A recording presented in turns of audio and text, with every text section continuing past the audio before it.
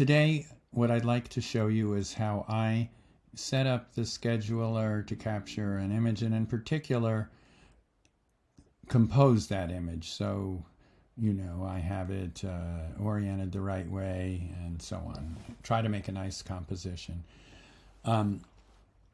So there's going to be a few steps to doing this. The first step is, of course, to find the target that you want to capture. And then what we're going to do is we're going to find a nice example of that target in Astrobin. I'm going to make a screenshot to temporarily make a copy of that picture. It'll be a throwaway, but we'll make a copy of that picture so that we can place that picture on the KStars sky map. And then once we have it on the KStars sky map, we'll orient a simulation of our telescope and camera, on top of that picture to get just the right center coordinates and possibly rotation, and then transfer that to the scheduler. So that's the plan. So the first step is to find an image, not really the topic of this video, but if you go to KStars Tools menu, the Imaging Planner, that's a way to find targets. That was introduced a couple releases ago. For the sake of this demonstration, I'm going to assume our target is 17. So I'm going to find that in the Imaging Planner. There it is. And I'm going to, now that I have it selected, click on Astrobin, and that will give me a bunch of examples of that image. That's what that button does. And you can see there are many. And we need to select one and grab it. And, well, I found one from James Sokolovsky. And I will show that one to you here. There it is. And I'm just going to take a screenshot of most of this image. So on the Mac, that's Command-Shift-4. And then you outline the area you want to grab, and it's grabbed. So now that we have that, I'm going to transfer that copy to my my imaging computer and use the Mac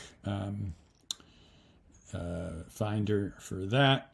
So here it is, and I'll just copy that over. And now I'm going to go back to my imaging computer over here, get rid of the browser, get rid of the imaging planner tool, and we have that. Now it's not where it needs to be. What I'm going to do is use that screen grab as an image overlay. So here I am in the image overlay directory, and I just want to move. You can use whatever tool you use to move files around on your computer. I'm just going to use the command line of move. Let's see. This to here. And in fact, I'll rename it. So I'll move that, rename that to, let's say, ZZIC 417.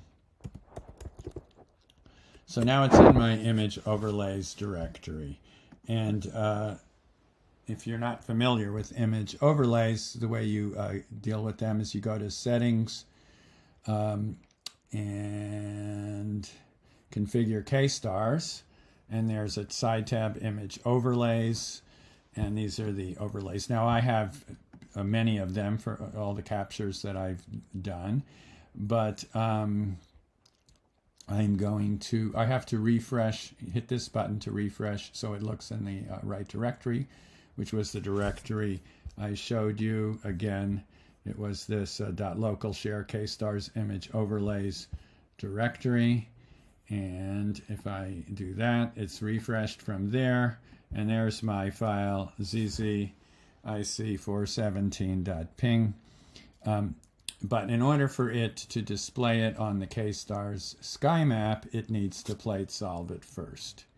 So we're going to want to plate solve it instead of doing a blind plate solve, since we know it's IC 417, we know roughly the coordinates that we captured. So we're just going to type in rough coordinates.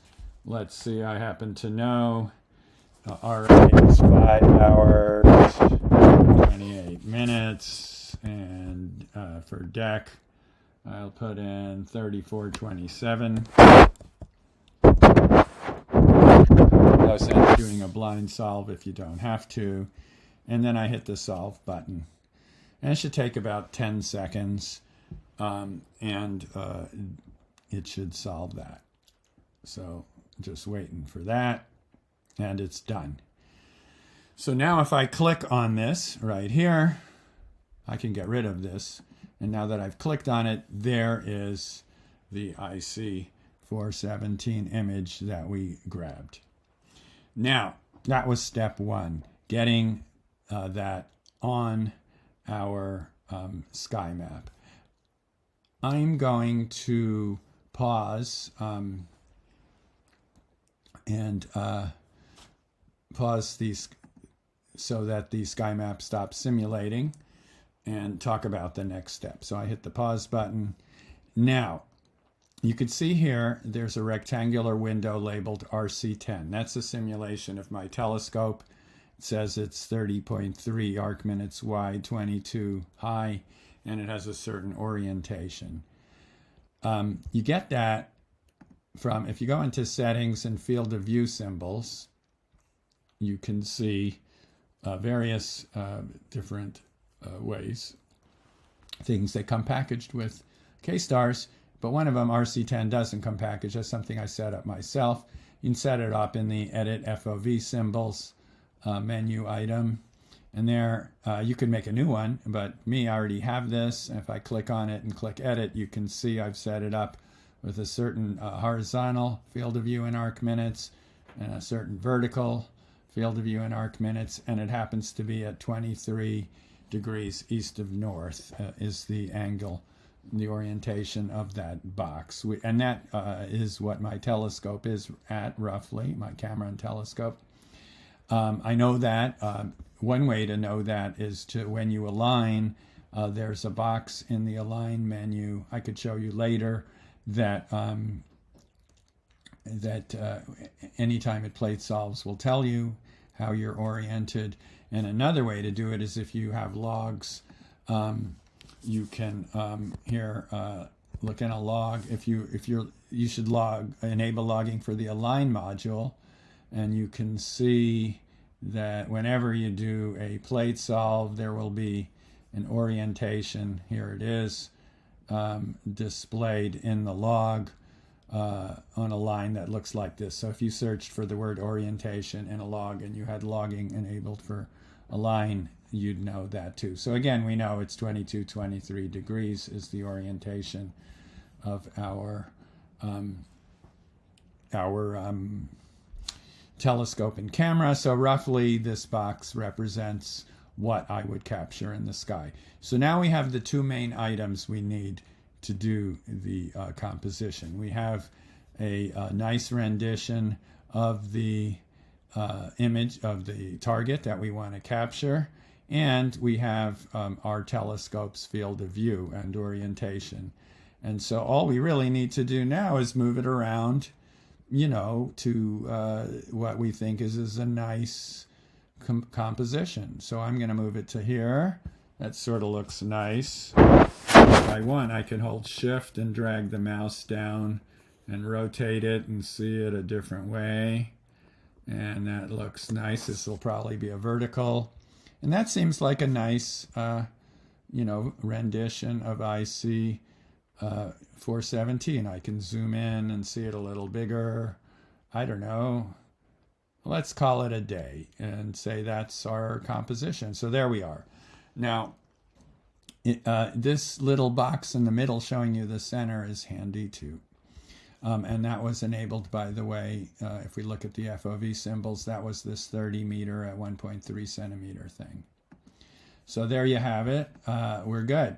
So now what we want to do is start up Ekos with this KStars button here. Go to the scheduler. And this button right here to the right of the coordinate line, on the right side of the coordinate line, fills in these coordinates with the center of the sky map. And as you can see, the center of the sky map is what I want. Those are the coordinates that would get the image the way I want it. So I click on that and poof, there they are. I can type in a nice target name. Let's say 17. And I'm pretty close to done. The only thing really missing at this point is a sequence file. What I do, the way I work, is I've pre-made a bunch of sequence files. I have RGB sequence file that'll go, let's say, a half hour of R and of B and of G, and an hour of L or 2, and that's my sequence file, and I'll repeat that. Or if I want to shoot narrowband, this target looks like it's a SHO target, so I can load a file like that. So if we look in my directory, I have a, here you go, HOS 240. That's probably 30 minutes, I guess, of each of hydrogen alpha, O3, and S2. So let's use that one. But if I was shooting HO, I might load this one. So I don't really need to mess with the capture tab at all. I can stay in the scheduler tab and do all this. So I create this. I have my usual other scheduler constraints. Start the job as soon as possible. Unpark the mount when you get started. Oh, I don't know. I'll have some minimum altitude. Honor twilight, honor my artificial horizon, and I will call this job repeat until terminated. And in other words, I'm just going to let it shoot all night until I decide I'm done with this target, and so I hit plus. Now, usually, you don't have to do this, but for me, when I shoot a narrowband target, I like to also make RGB stars for that target. So it's easy to add in. What I can do is add this target in a second time, edit it by clicking it twice, and changing the sequence file to an RGB 240 sequence file. So there it is. And but this guy, I'm not going to, well, not repeat until terminated. Let's say I want 2 hours or 4 hours of art. Well, let's say each channel gets an hour and a half, and since each of these files do 30 minutes, that would be repeat 3 times. So I'll have this repeat 3 times, and click check, and then I'll move that to higher priority. So what'll happen now is it's going to run IC 417. It'll capture an hour and a half or so of red, green, and blue, and then it'll switch over to the narrowband and run until it's done.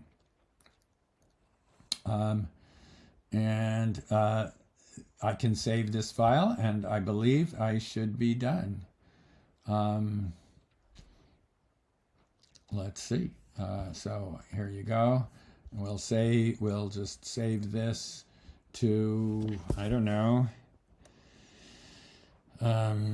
February's 2025 imaging, and call it a day. And so that's how I compose the image, again, by creating capturing somebody else's nice rendition, and then moving my telescope somewhere in that rendition to compose it the way I want to compose it.